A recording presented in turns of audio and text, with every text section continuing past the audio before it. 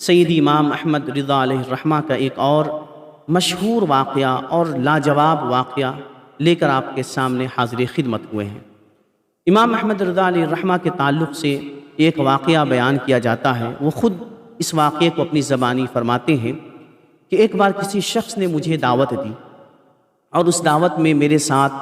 جناب سید حبیب اللہ دمشقی جیلانی علیہ الرحمہ بھی اس میں شامل تھے۔ جب ہمارا پہنچنا اس دعوت دینے والے شخص کے یہاں جب دعوت کے لیے ہم پہنچتے ہیں تو فرماتے ہیں کہ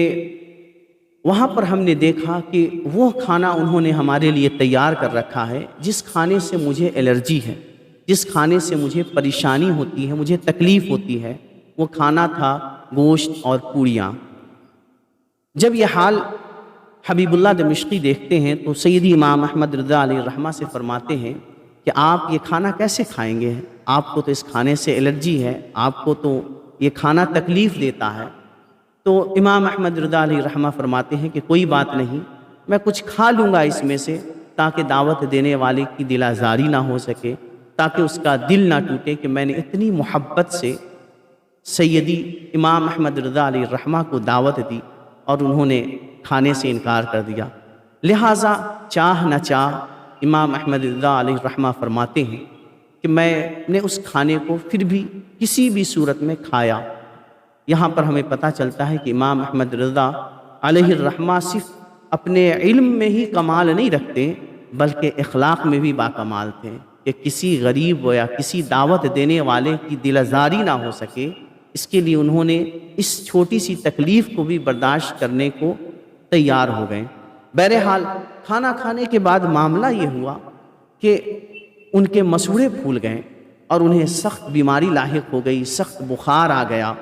اور فرماتے ہیں کہ میری یہ حالت ہو گئی کہ میرے مسوڑے اس قدر پھول گئے کہ میں کھانا نہیں کھاتا سوائے کچھ ایسی چیزوں کے جس کو میں پی کر اپنا گزارا کر لیتا،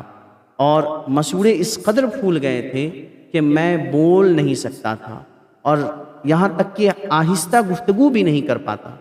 اور اس بیماری کا معاملہ یہیں تک نہیں تھا بلکہ فرماتے ہیں سنت نماز بھی میں کسی امام کے پیچھے پڑھ لیتا تاکہ مجھے قرات کرنے کی ضرورت نہ پڑے، اور فرماتے ہیں کہ اس دن مجھے امام کے پیچھے قرات نہ کرنے کا جو ہمارے مذہب میں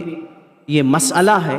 اس وقت مجھے اس کا فائدہ نظر آیا کہ امام کے پیچھے قرات نہ کرنے کے اور کیا کیا فائدے ہیں۔ اور اخیر میں امام حسن رضا علیہ الرحمہ ایک طبیب کو لے کر آتے ہیں ان کے پاس، اور جیسے ہی طبیب نے ان کا چیک اپ کیا، انہیں جانچا، تو طبیب نے دیکھتے ہی 7 یا 8 بار کہا کہ یہ وہی ہے، یہ وہی ہے، یعنی کہ طاعون کا مرض۔ اتفاق سے وہ زمانہ تھا کہ جس وقت بریلی کی سرزمین پر طاعون کا مرض پھیلا ہوا تھا۔ تو جیسے ہی طبیب نے دیکھا اور اس کے لکشن دیکھے تو اس نے کہا کہ یہ طاعون کا مرض ہے۔ امام احمد رضا علیہ الرحمہ فرماتے ہیں کہ میں اس وقت کچھ کہہ تو نہیں سکا اس طبیب کو، لیکن میں دل میں اتنا یقین ضرور رکھتا تھا کہ یہ مرض مجھے نہیں ہو سکتا۔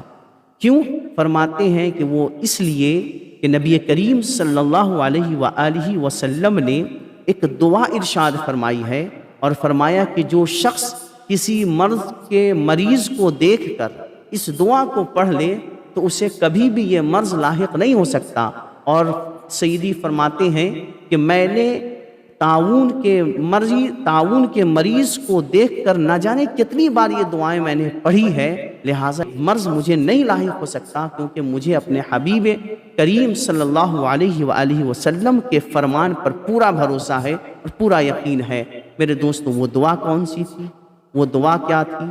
تو انشاءاللہ اس کو میں آنے والے نیکسٹ ویڈیو میں آپ کو بتاؤں گا کہ وہ کون سی دعا ہے جسے آپ بھی پڑھ لیں تو جس مرض کو دیکھ کر آپ پڑھ لیں گے انشاءاللہ تبارک و تعالی رب پر یقین رکھتے ہوئے اور فرمان رسول پر بھروسہ کرتے ہوئے اگر آپ نے پڑھ لی ہے یہ دعا تو آپ کو وہ مرض کبھی بھی لاحق نہیں ہوگا۔ تو ہمارے ساتھ بنے رہیں انشاءاللہ۔ نیکسٹ ویڈیو میں ہم آپ کو بتائیں گے کہ وہ دعا کون سی تھی جس سے آپ